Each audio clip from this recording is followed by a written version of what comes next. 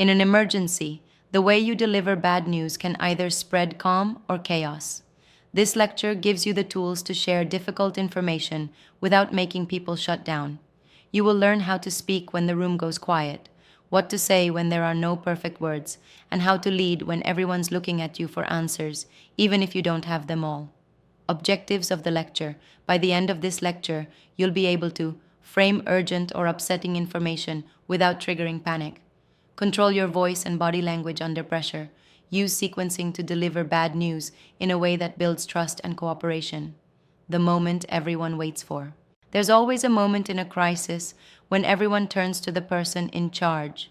Sometimes that's a supervisor. Sometimes it's the person who simply acts with clarity. When that moment hits, the news you deliver and how you deliver it can either mobilize people or paralyze them. Let's be clear, bad news will never feel good, but it doesn't have to feel chaotic. When delivered with intention, it can build clarity, agency, and even hope. Case study: the Hyatt Regency collapse, 1981. After the skywalk collapse in Kansas City that killed 114 people, emergency responders faced utter devastation. First responders didn't panic, even though they were witnessing one of the deadliest structural failures in U.S. history. How? The on-scene leaders followed a calm, honest communication structure. They acknowledged what happened, they gave one clear action, they offered support. That combination of truth, direction, and tone kept the crowd from unraveling, and it saved lives. The three-part calm message formula. Use this anytime you're delivering serious news. Acknowledge reality. Avoid sugarcoating. Use clear, calm words. There's been a fire in the East Wing. We're dealing with a chemical leak. Give a specific direction. This grounds people. We need everyone to move quietly to the west exit. Offer structure or support. Let them know what's coming next. Security is on site and will guide you out. Medical teams are already responding. Even if you don't have all the answers, structure builds trust. Mastering beyond words.